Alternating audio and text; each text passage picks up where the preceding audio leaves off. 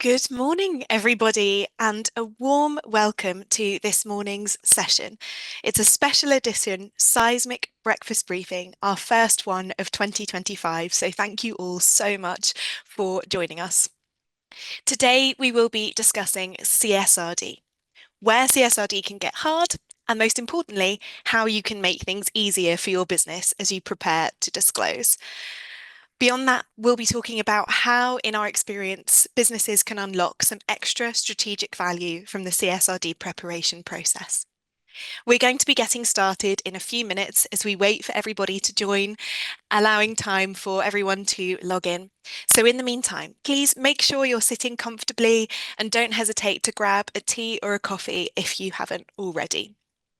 For those who I've not met before, it's a pleasure to meet you. My name is Olivia. I'm a senior sustainability consultant at Seismic and your host for today's event. Whilst we wait for everybody to join and we get settled in, it would be really great to hear from you in the chat. I'd love to find out, where are you calling in from today? And I want to know, what did you have for breakfast this morning? Personally, I had the humble raisin bran, and I'm calling in from the Midlands in the UK. So I'd love to know, please put in the chat, where are you calling in from this morning? And what did you have for breakfast?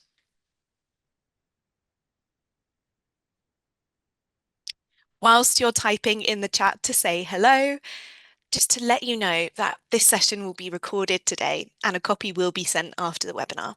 So that saves you hopefully taking lots of notes. Hi, David. Cheese on toast. What an excellent breakfast. Good morning. Thanks for joining us. Hi, Simone from Hertfordshire. Nothing to eat so far. Oh my goodness, I hope you're okay with an empty stomach. Feel free to grab some food as we go. Welcome, Josh from Spitalfields. Nikki, welcome from Berkshire. Water so far. Okay. I hope you managed to get some food when you need it. Welcome, Wellme, on your second coffee. I am too. Hi, Lorraine from Brussels. Great to have you with us. Angela, wonderful to have you with us. Toast and honey and ginger sounds excellent. Welcome, Jamie. David joining us from the train. Wonderful to have you. Porridge from Pete. Good to know. Welcome, Osolia. Marcus from Germany. Darren, Tabby, Luca from Milan. Wonderful to have you with us this morning. Oh, fantastic. Please do keep those introductions coming in. I think the breadth of countries that we're dialing in from this morning just shows what a broad range of geographies CSRD is impacting. So it's wonderful to all be together to discuss the topic. So now I'm going to dive into some of the key takeaways we'll be exploring in today's session. It serves as a chance to pause, reflect, and be reminded of the strategic value of ESG reporting. It is so easy to get wrapped up in the day-to-day of reporting, and we want to reconnect with the value behind it. You'll understand about the complexities of CSRD with real examples from the seismic community, where it can get challenging and how to make things easier. And finally, we'll share about pragmatic approaches to CSRD for those starting and also for those already on their journey. Here's what we're going to be covering today. And we're very lucky to have our Head of Impact Development, Ro Egglesfield, who's going to inform and educate you on accelerating CSRD readiness. The reality is that CSRD represents a huge strategic opportunity for business leaders. At Seismic, so you know, we take pride in our value of being human first, and we know that this topic can feel overwhelming at times. And it's true that there's an awful lot going on in this space. Whilst it's impossible to cover everything in this fast-moving area of sustainability in 1 hour, our intent today is to create some calm to help you on your reporting journey, and we promise that we won't use too many acronyms. At the end of the session, I will lead a fireside chat with 2 members of our community and Ro who are joining us as speakers today. After that will leave enough time with our panelists and Ro to respond to your questions. And we really want to hear your questions and help answer them for you today. So please, throughout the session, type your questions in the chat. During the session, we'll be collecting those and then making sure that we put them to our panel at the end so we have answers for you. We'll do our best to get through all of our questions that you share with us. And if we don't get through everything, we'll do our best to send that after the session. We've also got some exciting news to share with our community, which I will leave as a surprise for later in the session. For those new to Seismic, I'm going to briefly tell you a little bit about us now. We do two main things. Firstly, we are an advisory where we guide thinking, and an agency where we implement action as an embedded team member. We pinpoint the most credible and commercially viable frameworks to bring about environmental and social change for our partners around the world.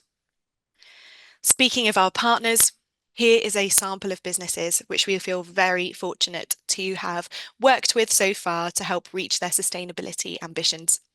You'll see this covers a range of sizes and sectors, many of whom are private equity backed and many with operations including Europe and affected by the CSRD legislation. We've supported over 200 businesses at Seismic and feel immensely committed to every organisation we work with. And one of my personal favourite parts of working at Seismic is events like this, bringing businesses together to hear firsthand from your peers about how they have taken their organisation on a journey to improve their impact and collectively share lessons so we can improve impact together. For those 200 clients we've had the privilege of supporting, we help them across a variety of areas.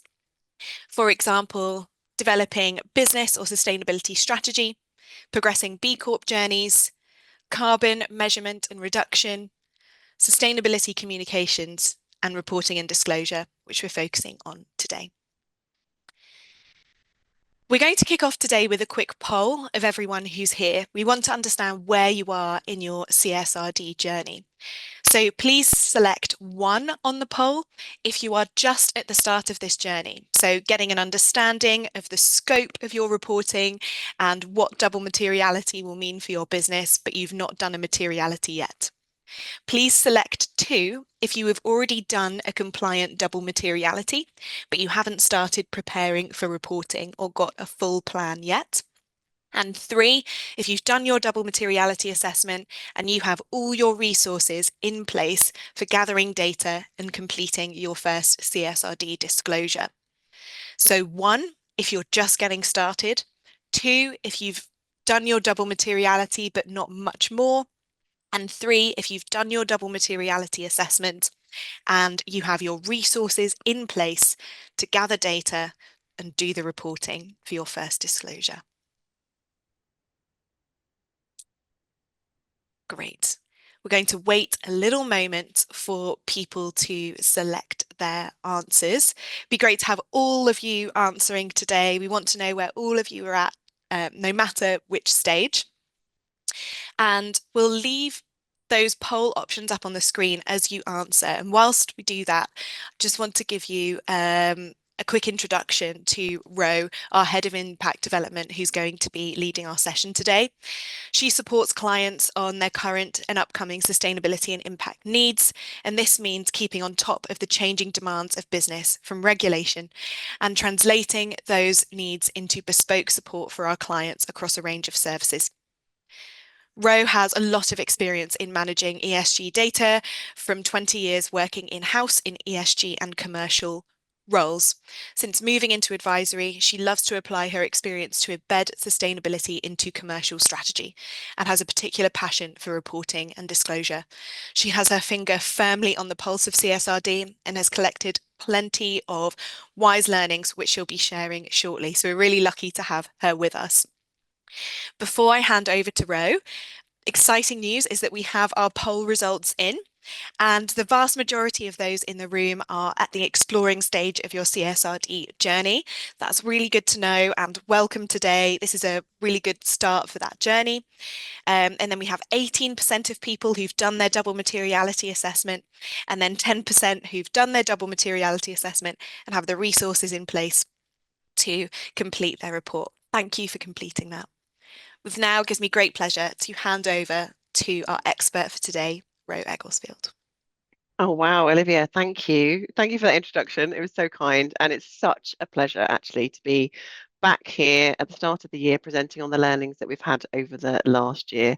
If I rewind 12 months, we were hosting our very first seismic reporting webinar, which was demystifying sustainability reporting and disclosures.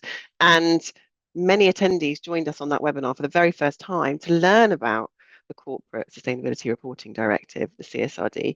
They were learning about the International Sustainability Standards Board, and it was really that start of the journey. And so it's interesting here today that we've got 73% that are at that exploring stage. That exploring stage can actually take quite a long time for businesses. And so it's great that you've rejoined us maybe today or that you're new joiners. We're really excited to help you accelerate your CSRD journey. If I think back at those 12 months, wow, I mean, what a year it's been for many of us. For those that are kind of in the weeds, navigating CSRD, navigating the transposition across lots of different markets, we can practically say that it's almost in force across all markets. Well, it was, as I checked at A54 this morning. I know there's a couple more markets to go, but it's a real journey in terms of CSRD becoming reality for businesses. And we are really starting to see the momentum that's moving forward. We have seen news breaking daily on interpretations of CSRD and what does this mean for big businesses? And maybe there's some rollbacks or some changes that are happening, for example. Often it's just so much to absorb and then to apply. It's hard to keep pace with all of those updates, all of those details, all of those delays, and maybe those potential U-turns. And then you need to communicate those to your different stakeholders in the business and bring people on board. We know that it can be overwhelming. And we recognize that it takes a community to learn. So we just want to say a big thank you for you all for joining us for today. And we hope that we do provide you with that sense of calm, that reconnect with the CSRD fundamentals that's so important because you can lose the wood for the trees, and really start to share some tips and tricks that we've learned across the last year that will help you reconnect with the strategic advantages of CSRD and accelerate your journey. Our aim is to always be pragmatic, human first. So keep asking questions, those practical questions as we go, and we'll see if we can answer those to give you that sense of calm and encouragement for the year ahead. So very quickly, before we dig deeper into the learnings that we've got, it's important to reconnect on the why of reporting. And I always do this with all of my clients and everybody I work with, because it can quite quickly become too fast a tick box exercise. And I'm all about turning risk into impact and using reporting to grow impact.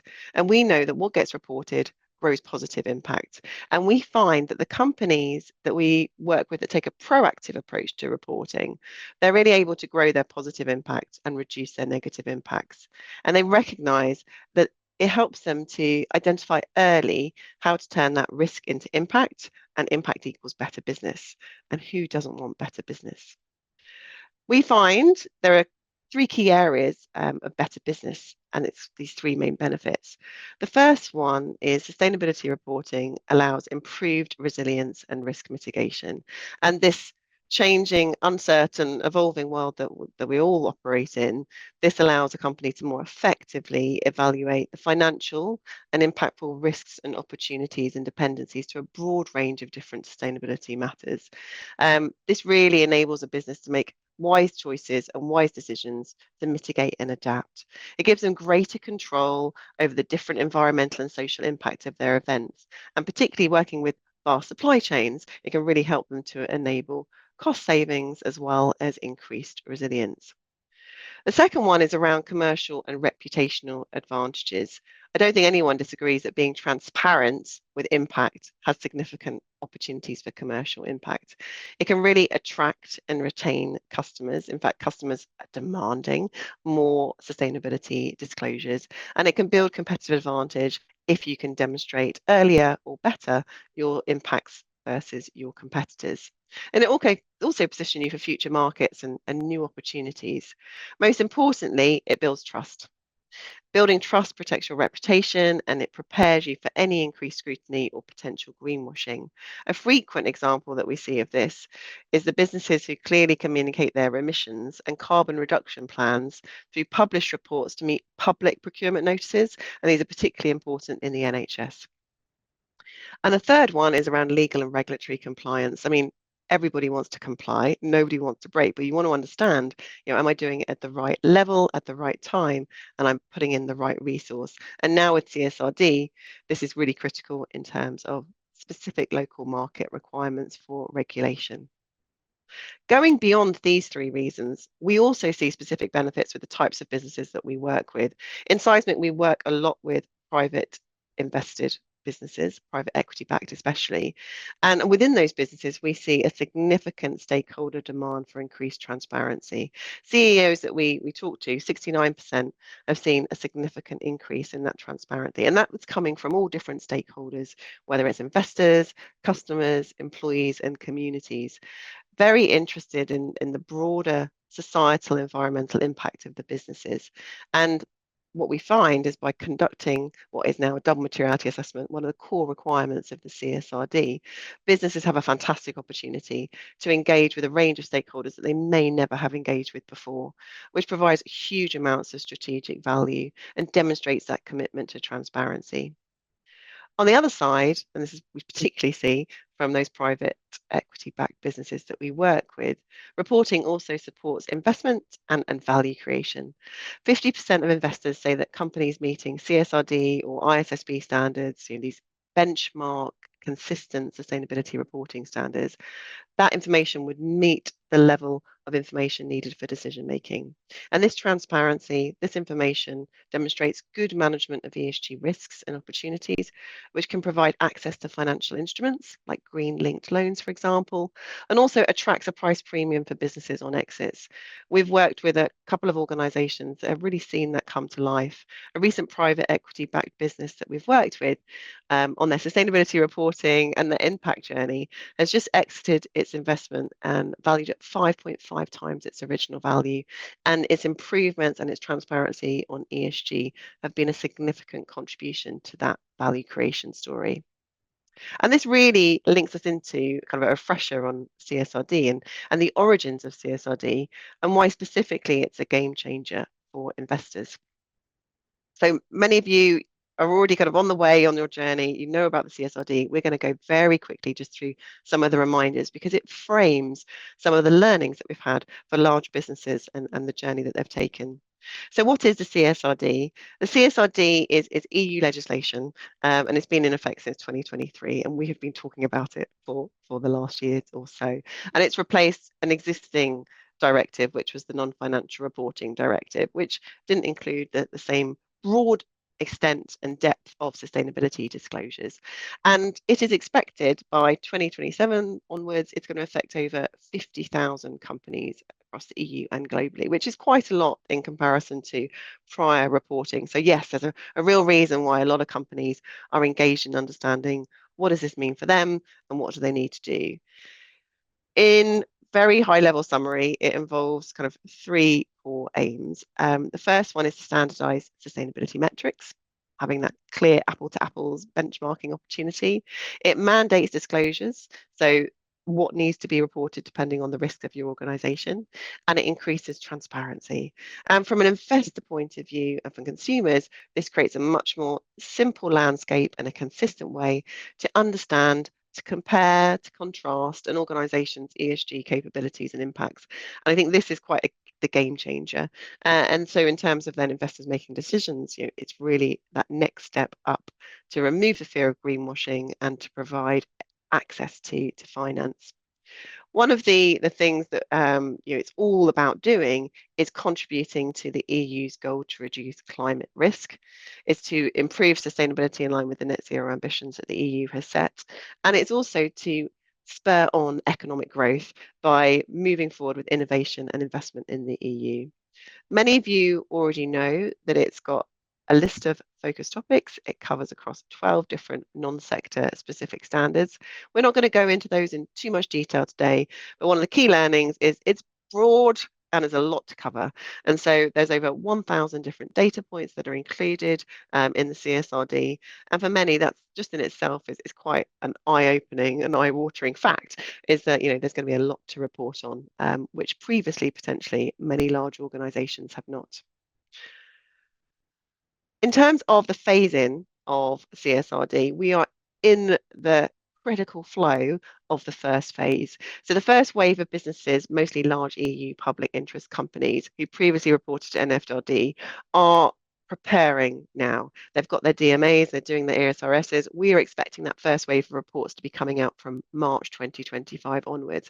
And this is going to be really illuminating for everybody to understand how those that were already collecting a lot of sustainability data and with strong commitments, how are they actually transposing that into CSRD? And so we've seen some early movers. We're understanding how that is being played out in terms of how double materiality assessments look like. We're also learning a little bit more about what's being deemed as material and what's not being deemed as material. And this really is starting to educate all of us in the sustainability landscape around what does good look like. We will continue to learn and continue to share the learnings of the first movers. Where the second wave, which is the kind of the majority of the organizations that we work with, these are mostly listed companies and importantly, non-listed, mostly privately owned businesses that were previously not included in the NFRD. And for this wave of organizations, this may actually be quite a jump in terms of the amount of sustainability disclosure that is being asked of them to disclose. And especially for so many organizations, it may be at a group level where previously they've been reporting at individual affiliate levels. So we're seeing quite a bit of activity in this space around how do you make the right choices at the right time to do that. There are two other phases. The third wave involves listed SMEs that will meet the criteria, which is being decided and shared at the moment. And obviously, a lot of organisations are looking to understand what's happening in the first two waves to understand, is this just going to be a reduced number of amount of requirements, or is there going to be a completely different set? So more information is following in terms of the expectations for listed small and medium enterprise organisations. And finally, the question for many organisations that we work with, being a predominantly UK-based business working globally with lots of different companies, is how does it affect non-EU companies?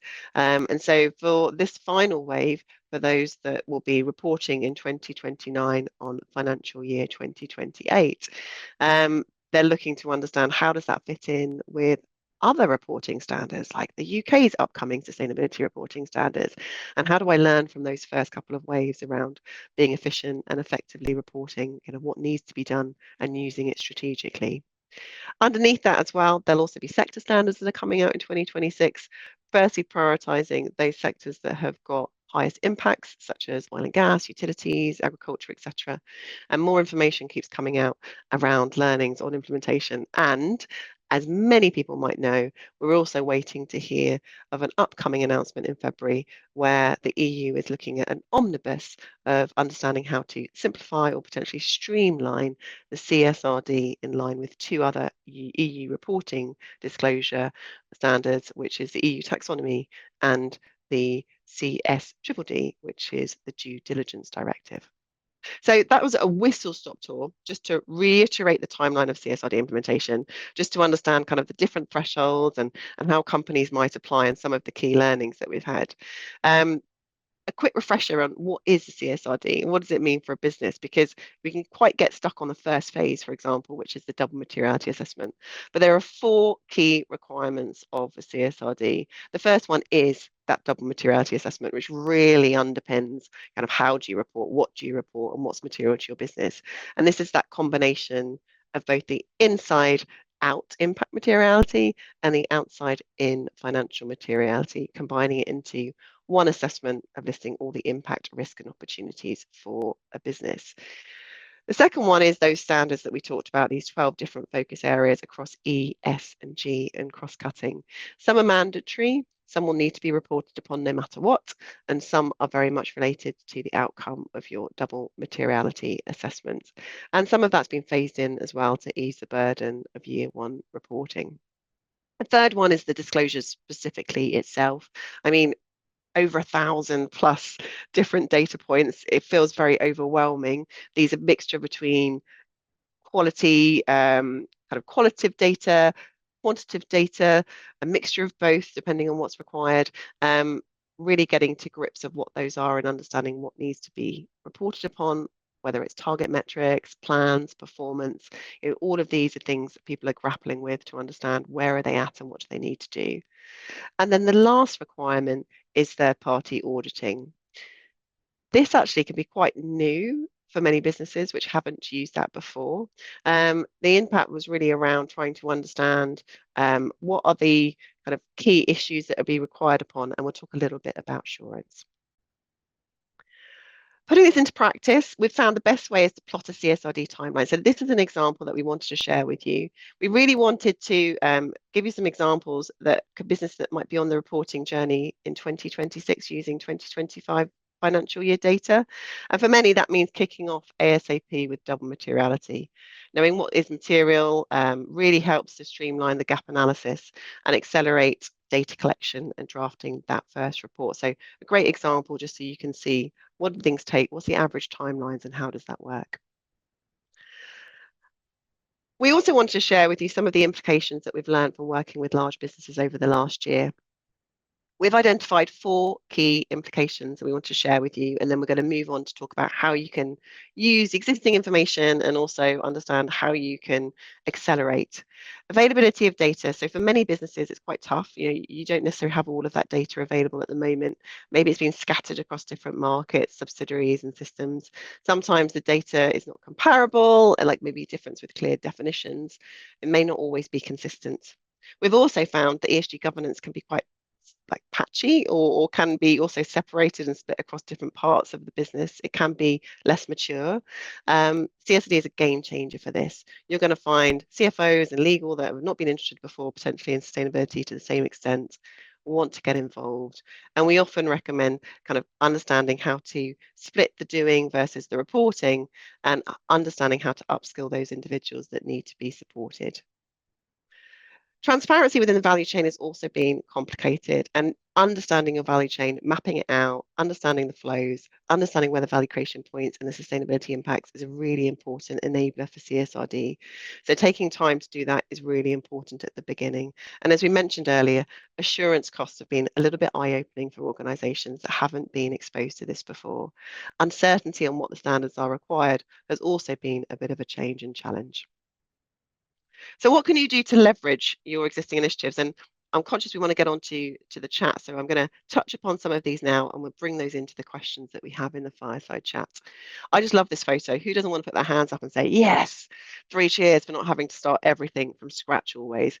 So what we have found from working with organisations is many people, this alphabet soup that you can see out there, are already reporting to specific frameworks. And our recommendation is to choose your most holistic framework that you're working with at the moment and identify the interoperability and mapping between them.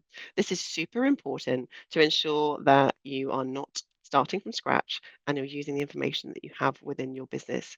And for us, GRI and B Corp are often 2 of those key starters. We've actually found that those businesses that we're working with on B Corp is that 85% of the BIA, the business impact assessment for the B Corp, is actually in agreement with the ESRS, and half the data points of the CSRD are covered related to at least one item in the BIA. And use of the BIA has been a game changer. And I think I've used that word a couple of times. We're always looking for game changers, but using it has been a real enabler. And we're going to come on and talk about that when we do our fireside chat. So how do you accelerate your journey? I think this is what everybody wants to know, right? How do we move forward and get through the blockers? We've had that quick refresher on CSRD strategy and the challenges that are facing. We really want to help you build off what you've currently got. We want to make it simpler for you and how you can identify to approach CSRD rapidly. Now, recognizing that we've got quite a large group who are at 73% that are kind of at the exploring stage, we recognize that there's also some that are later on. We've got 2 key slides here that share how you can accelerate from the get-go, and then others how you can press the fast forward button. The first one is all about activating your CSRD journey, and we'll come and talk about this as we go through. Always make it human and pragmatic. I think Olivia said at the beginning, we try to minimize the use of acronyms as we go through. Do try to tailor the benefits of CSRD to every person that you're working with inside your organization. Finance are going to want to know about capital opportunities, improved risk management. Operations are going to understand, how does this help me access more of my supply chain, reduce costs and improve reporting? And then marketing, how can I benchmark? How can I utilize this to reduce the fear of greenwashing? There's all different motivators that you can pull upon and that will help you. And we're going to touch upon those in our questions. The second one that we mentioned is around identifying what you're not starting from scratch. And I don't need to go into that into too much detail, but the more that you can do at the start, the more synergies you can identify so that you reduce the complexity as you go forward. We've talked about mapping your value chain and understanding the breadth. Get diverse views from the organization. That will really support you to understand exactly what you're involving. And then the final one is determining that level of ambition. It's absolutely okay to be motivated by compliance at the first. It certainly gets a lot of attention when you start to raise awareness that France, for example, for penalties for non-compliance can involve jail time. But also think about the strategic use for CSRD. What's coming up in your roadmap? Are you looking to do a strategy refresh, for example? And can you consider how you best define materiality from the get-go? Because if you can start to consider your thresholds for materiality, it will save you pain and heartbreak later on in the process when there's potentially a blank page at the beginning and then disagreement when thinking about materiality. And the very last one was about how to press that fast forward button. So we recognize some of you are there. We'd love to help you achieve that. You know, the first one that we get, and we've had this from experience with some of the clients that we've worked with, is just that really feel confident on your scoping so that you are doing it correct and you don't have any missteps in the future that are moving forward. Check with legal and finance to iron out any possible future challenges. I think specifically for those organisations that are questioning group level versus individual affiliate level, what do they want to do? Because that can avoid costs in the long term. Second one was about engaging your assurers. So this can feel a little bit cheeky, like in terms of how do you do it, and no one quite knows. It's uncertain at the moment. Who are you going to use, for example?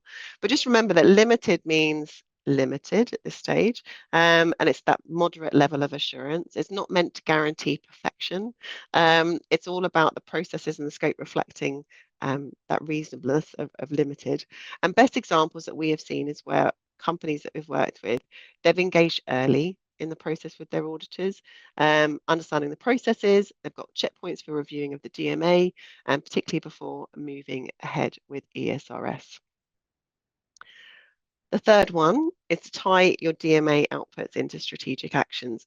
Really sow the seeds as early as you can of how you're going to use the DMA. It's not just only for CSRD, but it's really going to guide a lot of the strategic activity of your organization. The earlier that you can do that, the more tie-in you will get and the more buy-in that you will get to the process.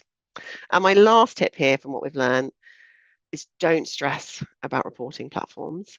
Keep your Excel sheets if you can, and keep your documentation clean and keep it tidy.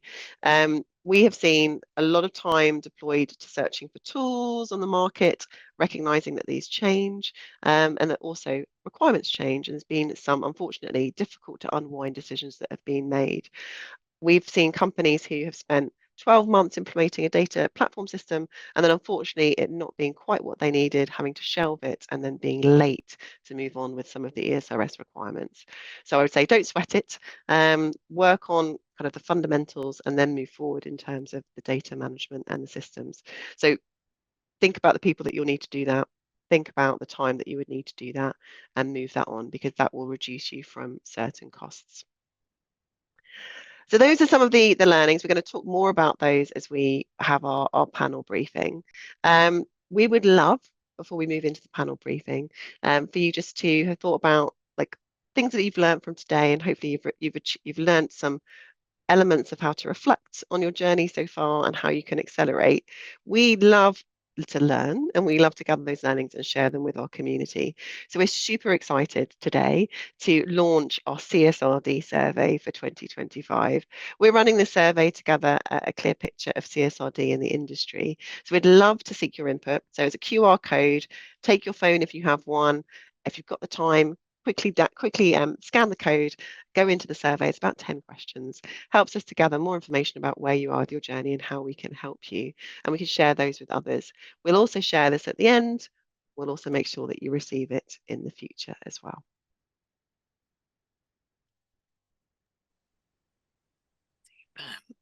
Thank you very much, Ro, for presenting those key insights. I'm sure there's a lot of food for thought there for those in the room. Gives me great pleasure now to move on to our panel discussion. We are joined by two brilliant members of our community. Firstly, Greta Nash-Cadden, who is a sustainability leader and executive coach, previously the Chief People Officer at Car Trawler, which is a leading tech platform in the travel industry, where we were fortunate enough to support Greta and the team on their CSRD and wider ESG journeys. And secondly, Rohan Mitchell, the Group ESG Director of EMG Gravity Media. That is one of the world's largest and most significant broadcast technology and production companies. We're going to dive into some questions now to learn more about their journeys, but please do keep your questions coming in the chat, and we will turn to the questions that you've shared shortly. So please keep those going as we start. I'm going to start with you, Greta. Please could you welcome, thank you for joining us. Morning. Please could you share a little bit about yourself and where you are in your own CSRD journey? Absolutely. Thank you for I am unmuted, am I? You can't hear me. Thank you for inviting me this morning. Great to be here, and super overview from Ro. It's always great, I think, particularly in the space of CSRD, to remember and remind ourselves around those core principles and just to chunk it down. So the journey that I've been on from through the ESG lens, I suppose, previously working with Car Trawler, a global travel tech company. We successfully completed our B Corp certification in the last 12 months, and we also got our science-based targets approved. And we started the journey on the CSRD reporting. So in terms of the CSRD reporting, we completed the initial gap analysis to understand where we're at, and the B Corp, the work that we did for B Corp certification, we really monetized that in order to get a baseline of where we're at for the CSRD reporting, which was fantastic. And it was really interesting to hear that stat from Ro, around 85% of BIA being in agreement with the ESRS. So very much at that starting stage of CSRD readiness. The requirement for our company was to report in financial year 2026. So getting that baseline done and then moving into the double materiality assessment. So yes, like a lot of people on the call today, at the beginning of that journey. Thank you so much, Greta. Wonderful to have you with us. And Rohan, it'd be great to have a brief introduction of yourself for the audience. Yeah, great. Hi. So yeah, our experience at the moment. So we're just finalising our DMA. So we have a requirement to report 25 and 26. So it's really, we fell into scope last year, and it's right. Okay, this is what do we have to do? We have to make a plan. So we've done the DMA, just about to kickstart the gap analysis, and then really. It's looking at how we then look to report that. So we've done like the first step, but we know that there's many steps going. So a forum like this is super useful to be able to share our sort of experiences as we go. Absolutely. Look forward to picking your brains on that. Can I go back to yourself, Greta, because I know in your prior role you had you kind of led the ESG responsibility for the business, but that was not your full-time role. You were also heading up the people side, and I know that a lot of ESG leaders are in a similar position. So in your experience, when you're managing ESG alongside other responsibilities, what was the biggest challenge that you found when it came to the CSRD journey, people to anticipate?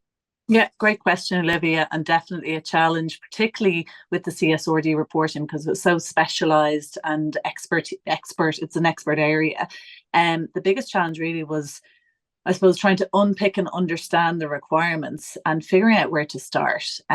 So for me in my role, my responsibilities in the space of ESG, as you've mentioned, were just a side hustle as such, but where my passion lay at the time. So it was really to figure out where to start. And I was very lucky at the time. We had worked with Seismic on our B Corp certification and our SBTI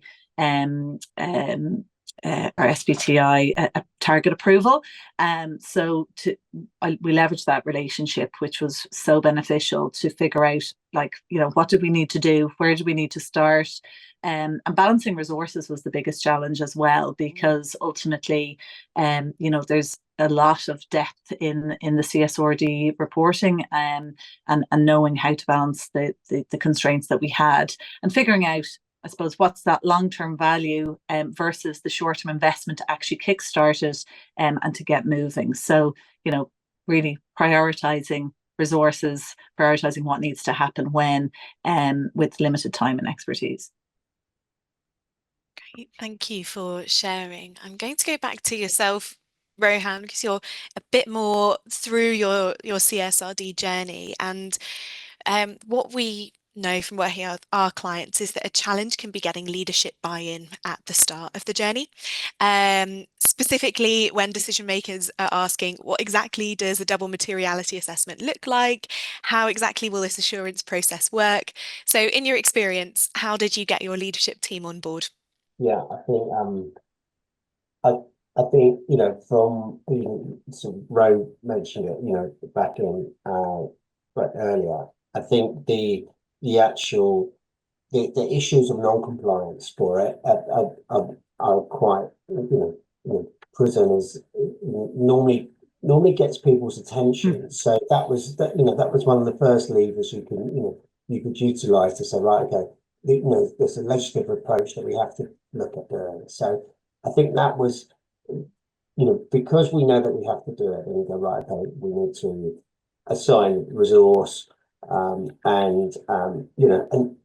because it's all new now, it's not something that's been previously budgeted for, which is, so that's a challenge straight away.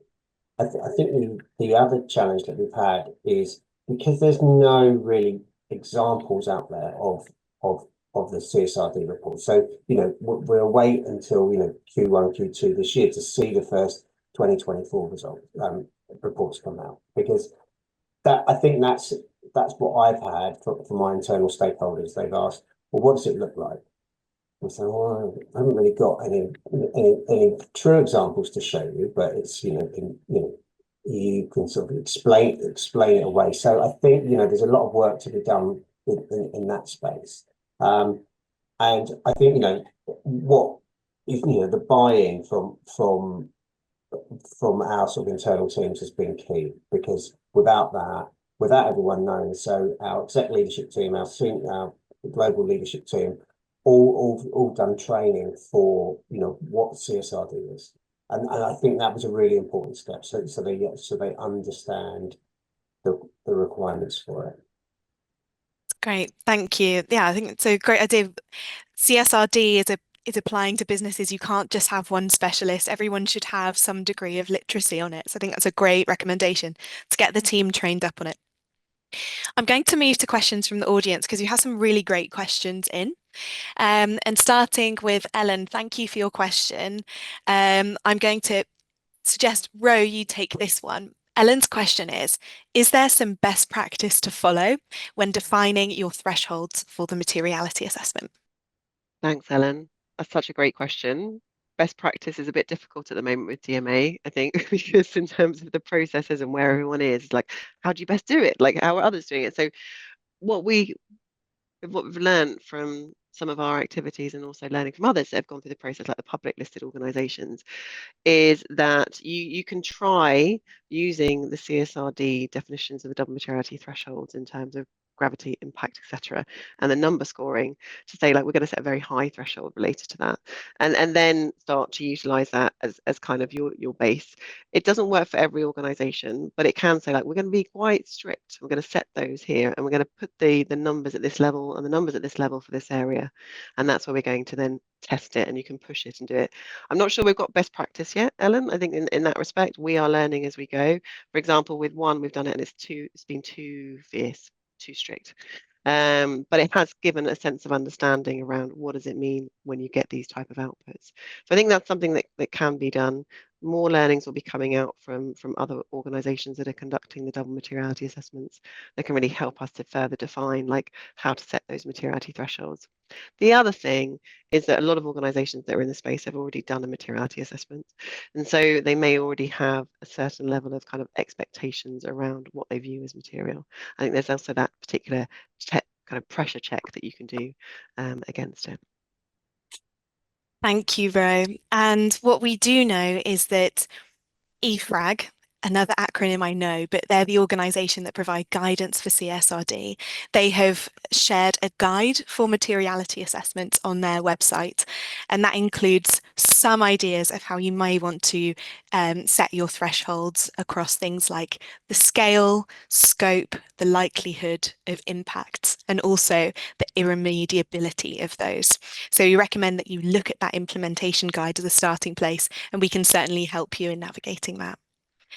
I'm going to move on to a question from Charlie, which I think is a really good question, which I think I'll hand over to Ro, and maybe Greta, you'd like to jump in.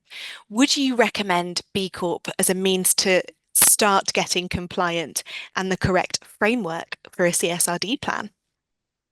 What do you think, Ro? Thanks, Charlie. Would we recommend? Well, we recommend B Corp as a holistic framework because we believe it's one of the most holistic voluntary frameworks that are out there in terms of impact, measuring impact, continuous improvement on your environmental and social impact. And we recognise that it does include a significant amount of what's included in the CSRD. Depending on where you are in your journey and depending on your resource, in your time and your ambition, I think that's the kind of question around would we recommend to get it started, like in that respect. And I think that's more of an individual question for a business. What we do know, and I'm sure Greta will share, for those that have already got the BIA framework in place, there is a better level of comfort in terms of the information they've got available and the data they've got reporting. So Greta, maybe you can share more on that one. Yeah, absolutely. A great question from Charlie, and we had the same question ourselves. Our B Corp journey took us about 3.5 years to actually get to certification. So depending on where you're at in your ESG journey, the place that you're at from your reporting and what you have in place, B Corp is phenomenal, and I really believe in the concept. I believe in the impact that it has, and I really would encourage people to look into it further. But for CSRD readiness and the runway that we have now may not be unless you have resources to go after it for now. It may not be the way to accelerate to CSRD readiness. But I really would encourage everybody to consider B Corp certification, and even just to look at that B impact assessment, even on your CSRD readiness journey. It helps you to kind of get a bit of perspective on where you're at and get a bit of a gauge. So the BIA assessment could be helpful. Thank you so much, Greta and Ro, for sharing that. The B Corp is a real framework that can facilitate some real transformational change. CSRD is more about reporting and transparency. So if you're an ambitious business, we definitely recommend that you consider B Corp alongside CSRD if you want to go beyond compliance. Cora asks, maybe a question for yourself, Rohan. Can you do the double materiality assessment on your own, or do you need a tool to do it? I would say that having gone through it, yes, you possibly could, but I think from us, we were, our approach was that because the third party assurance part is a big part of it, and what one of the tidbits I would say to people is to get your auditors on there early, because this is what we're doing. Once we've done our CSRD readiness and we've done the DMA and gap analysis, that's when we're getting the sustainability audits in, because they'll be going through that. What you don't want to do is go through the whole process, do the whole year's worth of reporting, and then the auditors come in and go, well, how have you looked, when you've been looking at your material IROs, why have you done it this way, why have you done it that way? So I think that's the important thing. And we were like sort of risk averse to actually ploughing your own field. Also, as for so many companies, it's a resource issue. there's a lot of data to be gathered. There's a lot of internal interviews that we've had to do, but not just, with all of our internal stakeholders. So it's not something that we had the internal resource to do. So that's really, I think if you had the time and the internal resource, yes, you probably do. But we were like, right, okay, we have a deadline we need to hit. We need to be compliant. We need to have that third party assurance part of that, and that's why we went with an external consultant. Thanks, Rohan. Certainly with anything going into it for the first time, it's useful to have someone with experience alongside you to support you that first time. We've had just to acknowledge, we have some fantastic questions on supply reporting from Nikki and Marcin, and unfortunately, because of time, won't be able to get to those. So I'll do best to answer them after the session. But what I do want to leave people with is Greta and Rohan, what your final pieces of advice are for those in the room. So Greta, over to you. If there's any piece of advice you want to leave the room with, what would it be? I think I suppose where I was at on my journey is not to get overwhelmed by it all, right? Because the CSRD reporting is so complex. It's a very niche space. But really it's to just chunk it down and get an understanding of, what's the end point. So understanding when you need to actually get that reporting completed by, and then working back from that, and really just starting with the first step, and determining if you have that internal expertise, if you have the capacity and the resources to do it yourselves to get started, or whether it would be beneficial to partner in order to accelerate a partner with an expert. So I think it's really just doing that little assessment of where you're at as an organization from a resource perspective, and looking at your timeline and figuring out where to go from there. And as I said already, Seismic were key for us in determining how to actually get started and get moving with our gap analysis. Thanks so much, Greta. Rohan, what piece of advice would you give the room? I think investing some time in the value chain, and that analysis, because that's really the core, that's the core thing to do straight away, because that's when you're looking at your DMA, so you can look at your impacts, risks, and opportunities across the whole value chain. I think that's really important. I think the other thing is getting your key stakeholders involved, and making sure, because it's not just one person's responsibility. It's across our business, it's across all of the different global functions that will have some interaction with this. So that was, I'd say they're probably two of the things that you should try and focus on.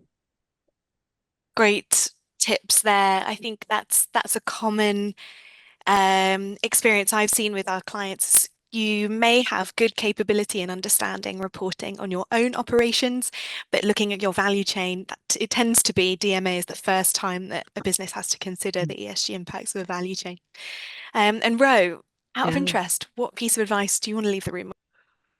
So, there's so much, and I was just thinking about tailoring it in terms of the individuals that are in the room and where people are. And I think that it just generally, it can feel quite lonely when you're in an organization and you're a sustainability lead, or like Greta was saying, it's part of your role, and suddenly someone says, oh, in CSRD you're gonna figure out the path, right?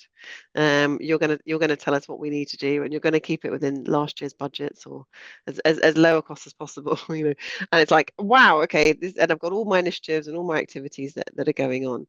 And so I think, like with everything that someone that's leading sustainability in an organization, or maybe you've been brought on board from the finance team, it's a team effort. And it's really identifying how do you bring those key stakeholders on board at the beginning internally. So just thinking about those at the start of the journey. That piece of advice around understanding the motivators. The CSRD means different things to different people, and it also will be a different job for different people as well in terms of what they need to do. And it will require their inputs at different times until we kind of get this into smooth machine like we've got with financial reporting that everybody sees year on year out and loves, right? When it's coming forward, everyone's engaged and excited about it.